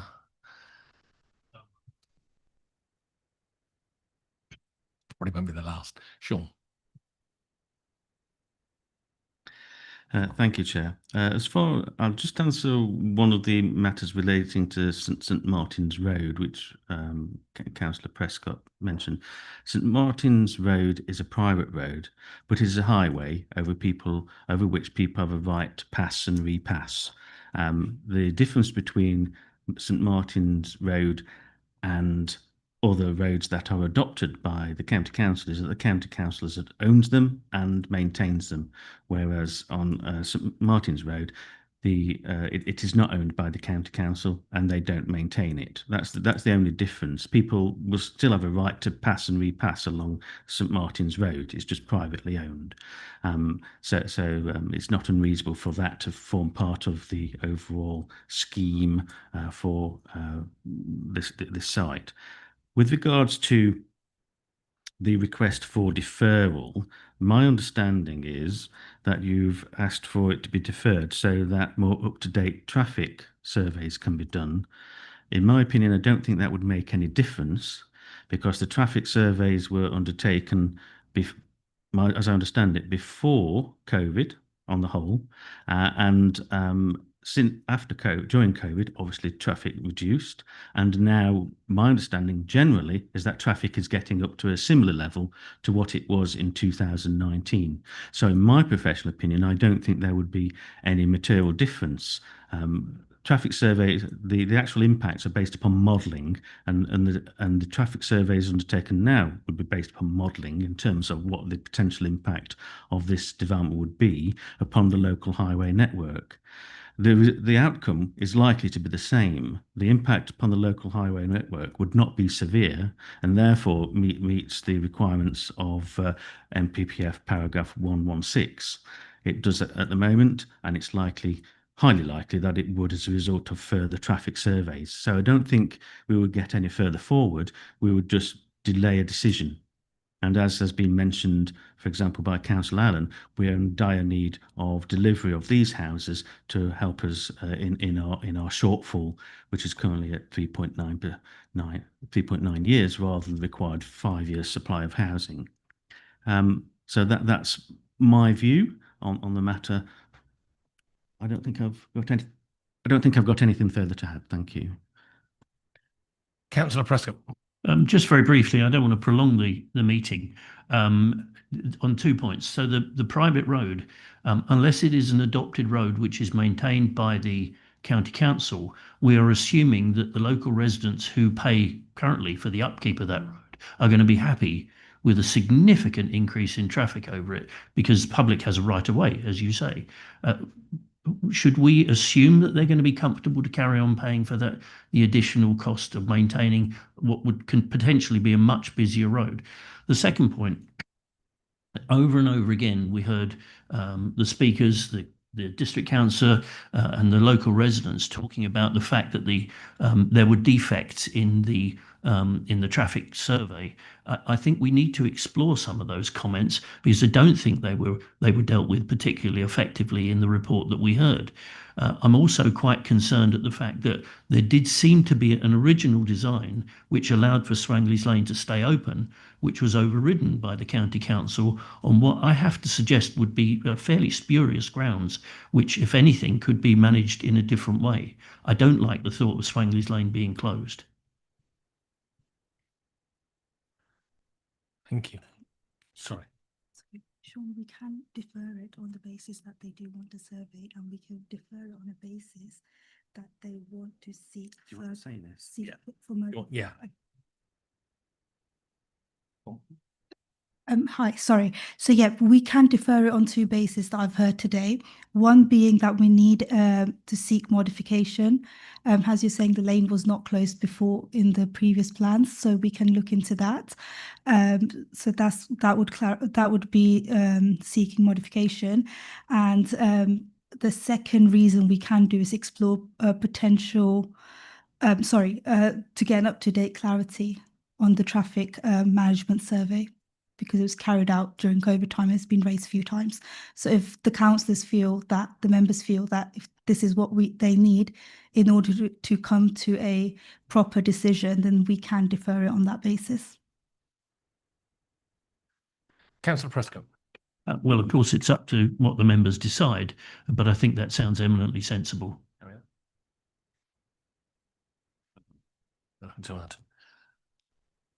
I think we are reasonably clear on thinking. So has anyone else got anything else to add, or I will move it to a vote? Councillor Tyson. Thanks, Chair. I would just like to add one thing, and I'm not quite sure how relevant it is, but I just wanted to pick up a point that the speaker who spoke on behalf of Mr. Wilson, I think it is, made in reference to a document that's on the portal. And I'm not quite sure, because I appear to have misnoted what it is, but there's a document where it is indicated the potential or the option of having restricted access to motor vehicles at certain times of day. And there is a photograph of 2 signposts indicating no motor vehicles are allowed from, I think it was 8 till 9:30 a.m. and 2 till 4:30 p.m. So there was definitely some flexibility. I'm not quite sure anymore what that document was, but I think I'm referring to something that was mentioned earlier by a member of the public. And that just as an example of a certain amount of flexibility, which has been in the debate at some point leading up to this. And I think it probably reinforces the fact that we could have a re-examination of that junction arrangement. Thank you, Councillor Tyson. Any other comments before we move to a vote? Okay, so we have a proposal to defer the application, moved by Councillor Prescott, and I'm trying to remember who the seconder was, and seconded by Councillor Billing. So could I see all those in favour of the motion to defer the application?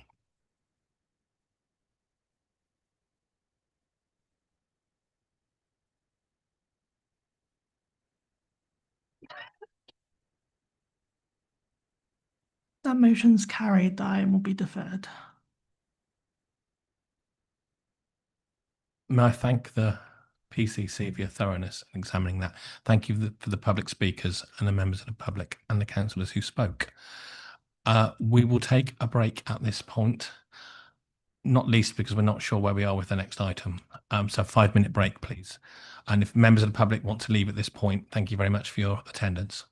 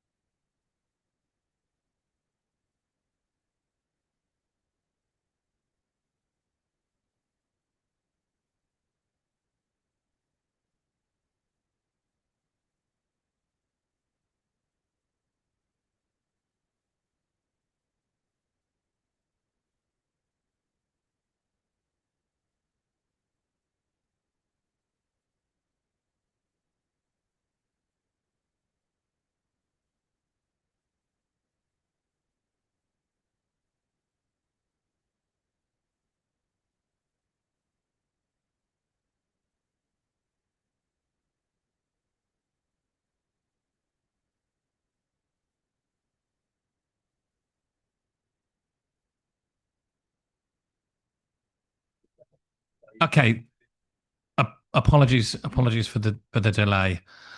As I think we've explained to most people, and the councillors who have called this item in are unable to attend this evening. We obviously only found out during the meeting. On that basis, we've looked at the constitution. We believe we have no choice but to defer this item. It'll be deferred to the next meeting, which is next Thursday, and it will be the first item heard to ensure that it is heard. Apologies to everyone who's come in. The committee has some other items of business. So if the members of the public would like to leave at this point, we will not be at all insulted. And again, apologies for your time. We could reduce the temperature in this room as well. Don't you find it very warm? Yeah, I did tonight. Right, committee, should we crack on with the business left? Item 9 is planning appeals. Sean Greaves to present.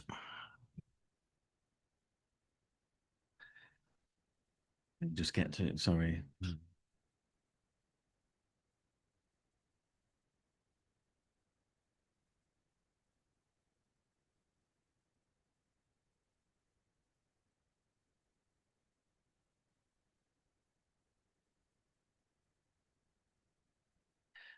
Thank you, Chair. This is a point where I wish I brought a mouse.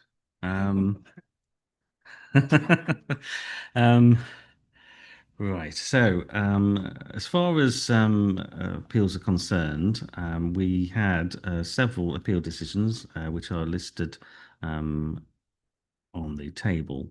The first one was dismissed and was for a self-built bungalow in Ickleford.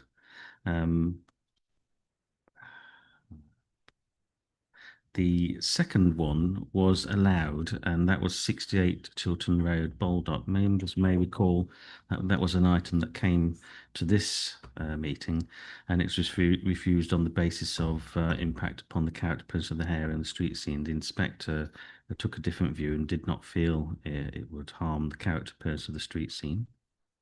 Of particular interest is the appeal decision for 14 dwellings at High Street, Ashwell. That was recommended for refusal and was refused by this committee. The reasons for refusal related to the impact. It's in the conservation area, but also in the settlement boundary for Ashwell in the local plan. Our view as officers, and the view of committee as well, was that there would be harm to the character of the conservation area to the extent that the benefits that would arise from the delivery of 14 dwellings would not outweigh that harm. On the basis now that the council does not have a 5-year housing land supply, the inspector took the view that whilst there would be harm to the Caterpillar conservation area, the inspector took the view that the public benefits arising from the delivery of 14 houses within the context of the council not having a 5-year housing land supply outweighed the harm to the heritage significance of the conservation area, and therefore allowed the appeal and granted planning permission.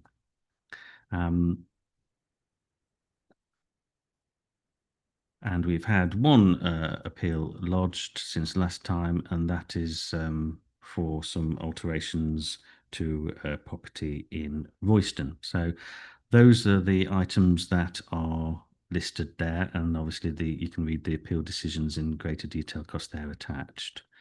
Is there any questions regarding to any of those items? Councillor Brown. Yes, I note what you say about the Ashwell dwellings, and it was partly to do with the housing land supply. I just wondered, I can't remember when it came to committee, was that prior to the changes in the NP last December? Yes. So we thought we did have a land supply, and then since the appeal that's changed, so the inspector said we didn't have a land supply, 5-year land supply. That's correct. Right. Yeah. Okay. When the application was originally determined, the council did not have to demonstrate a 5-year Yeah. housing land supply. That's what I mean. Yeah. So that was a material change between That's- our decision as a committee and the inspector's decision. That's right. So that kind of makes sense. And also the inspector did not feel that the impact was as great as the council thought it was as well. So the two combined together led to the inspector coming to the view that planning permission should be granted. I just think it's important for going forward that we understand Yes. how that's happened. So Yeah. in terms of context, the inspector in this case, and it may well be the case of other inspectors moving forward, will be giving substantial weight to delivery of housing in the light of the council not having a 5-year housing land supply. The other matter that members indicated at the last meeting that they may wish to discuss is the appeal decision at Ree Spring. Sorry, I've got some people indicating. Oh, right, sorry. Yeah. I had Councillor Tyson first. Yeah, Sean, just on the Ashwell appeal again, I don't know if the committee would be interested in this, but the inspector did something rather unusual in the course of that decision process, from what I've understood, in that there was a renegotiation of part of the application that was contentious. Is that correct? With referring to the boundary that was carried out between the applicant and the inspector and yourselves. I'm not quite sure who was involved in that. Could we hear a bit about that? Yes, there was some confusion as to the extent of land ownership and the point position of the boundary, and that was resolved at a later point during the appeal procedure, and the boundary red line boundary was changed. It didn't affect the layout at all, and therefore the inspector felt that no one would be prejudiced by that change and accepted that amendment during the appeal process. It can happen, it does happen. If, however, an appellant sought to change a scheme materially at the appeal stage compared to the application stage, more often than not, they would not accept that change because a third party or anybody might have a different view with regards to the materiality of that change. But the inspector felt that it didn't really affect the scheme. It just related to the particular line of the red boundary, which wasn't changed significantly, and therefore the inspector accepted that modest change to the scheme, to the application red line. Martin. Thank you. You're getting awfully familiar with me tonight. It's fine. I don't mind. I was going to ask about the issue of cost, but both of these strike me. Well, particularly the first one is fairly subjective, so that nobody could really point the finger at the council and say you got it completely wrong. And the second one, on the basis that when the committee took the decision, we were, as a committee, acting within the guidelines, but the rules, so the goalposts effectively changed thereafter. And I understand that. But on the basis of either of those sets of circumstances, would the council be liable for costs? No, is the answer. The appellants didn't make an application for costs. Whilst inspectors can unilaterally award costs against any party, even if none of the parties have made an application for costs, normally inspectors would not do that. They can, they have the power to do it. For an award of costs to be given, a party has to make an application for costs on the grounds that the other party has acted unreasonably. And then the inspector considers that, and it's a separate decision.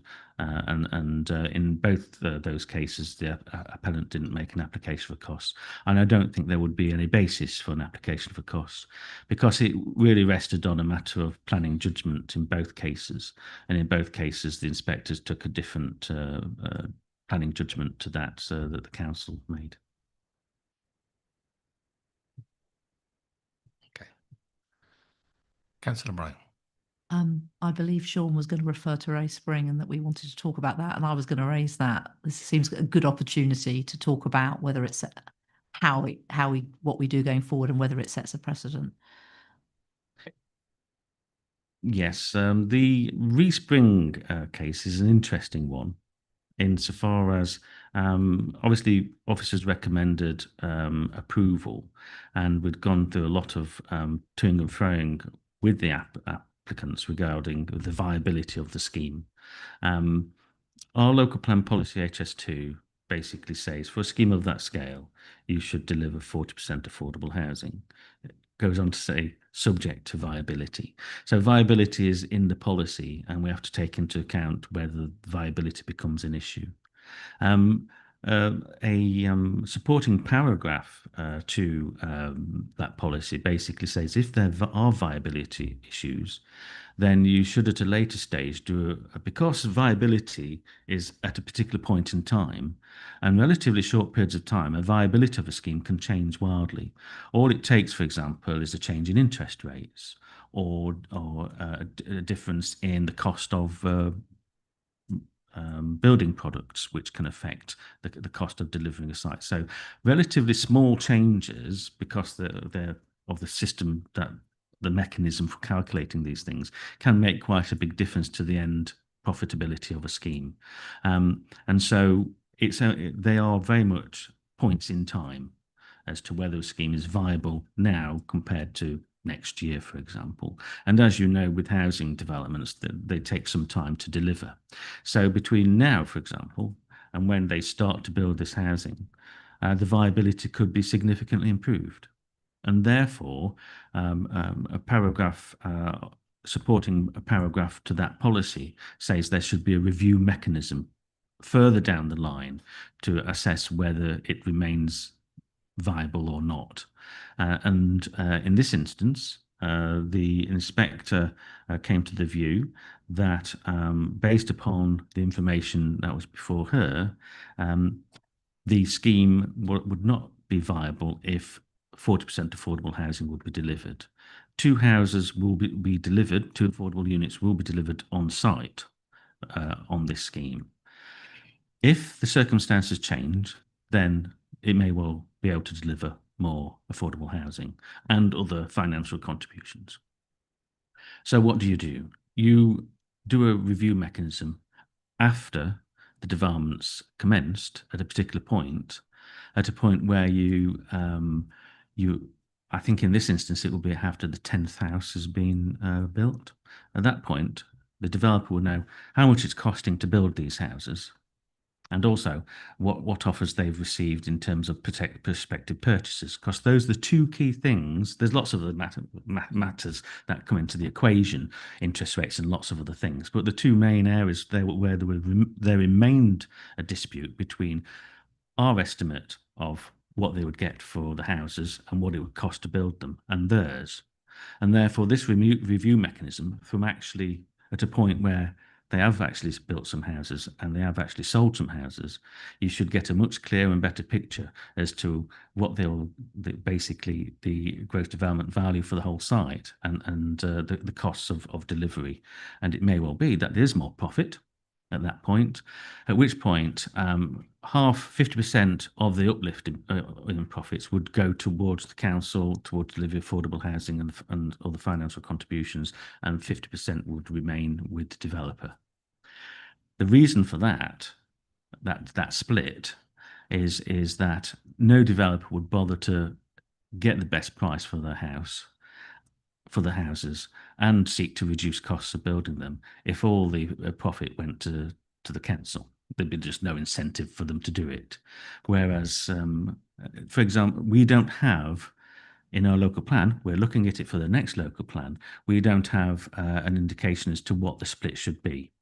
In the London plan, for example, the split in the London plan is 60-40, 60 for the council, 40% for the developer. We don't have any such policy in our local plan, and the applicant there proposed 50-50 split, and based upon the absence of a policy, we felt that was reasonable, and that's what is agreed moving forward. It is something, obviously, in the local plan review, we'll look at what the split should be. The current local plan says there should be a review mechanism, but doesn't say what the split should be between the developer, and that's something that the local plan review will certainly be rectifying. Thank you for that, Sean. Are you still indicating? Yes, of course you can come back. Thank you very much for that explanation, which is very clear, Sean. It still gives me cause for concern, though, because this was a if I remember it correctly, an uncontaminated greenfield site on HCC land. If we can't deliver, if it's not viable to deliver 40% affordable housing there, where is it viable? I know you say things can change, but it feels to me as though we have this policy in our local plan, but we can't hold developers to it, and they're all going to be watching what happens to one, seeing this appeal was allowed, and it feels to me like they're all going to be trying it on. And I get the review, but that still doesn't deliver as much for our residents as we would like to deliver, and it doesn't deliver it on site either. So I'm really, really concerned about this. Councillor Allen. I have spoken to Sean about this a few times in my role as leader, because I wasn't on planning at that point. And I do not blame the current administration at County Council for it either. But I'm disgusted, I'm angry, and I'm disappointed.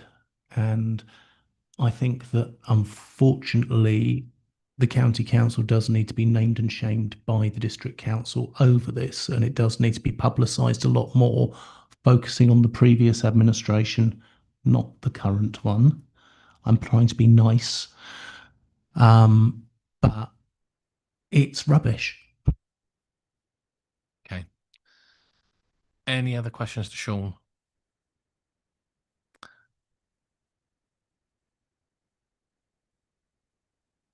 I have to do. Sean's question was for noting. Go on. Go on. I have circulated a decision to some to the ward members and to the chair and vice chair and the exec. We have had the decision on the Wandon End solar farm, and that has been allowed. It is available on our website if you want to have a look.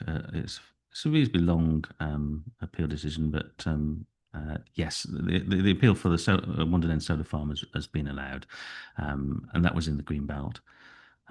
Next week, the Spurbury Hill solar farm will be before you for your consideration, and members may wish to look at the appeal decision at Wandon End before considering that one.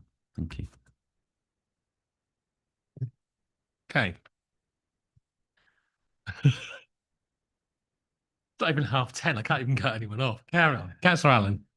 Just quickly, we had the Wandon End solar farm follow-on held here.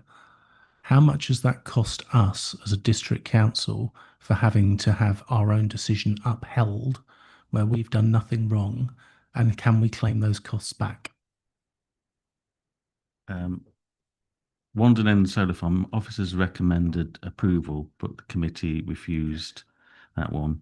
And you want to know the approximate cost? As things currently stand, the approximate cost for that public inquiry is about £90,000 plus VAT. That's to North Arts, yes. The appellant did not make an application for cost against the council. I don't think they really had a reasonable basis for doing so, because it was a matter of planning judgment at the end of the day. The committee felt that there would be harm to the green belt and harm to the landscape. Since that decision, policy has changed, and we now have this concept of grey belt. And the inspector for the Wandon End solar farm came to the conclusion that the site utilised grey belt and therefore was not an appropriate development in the green belt.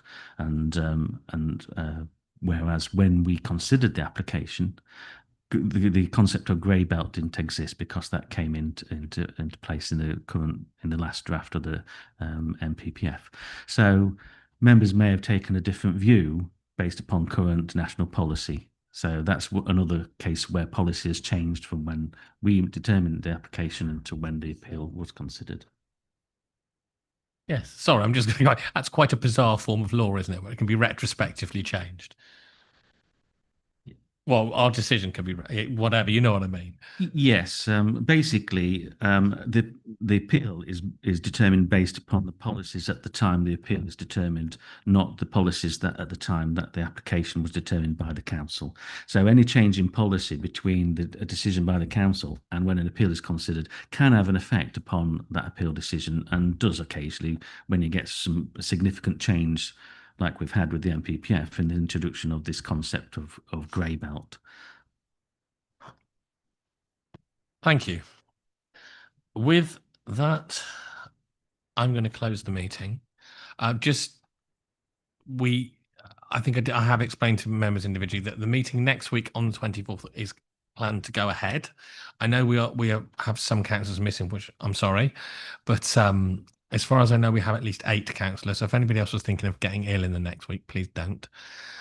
And we'll go ahead. And the item deferred, the second item deferred tonight, so obviously deferred to 2 tonight, will be heard first. So we'll be starting at 7 and wrap. Thank you very, very much for your time and your patience tonight.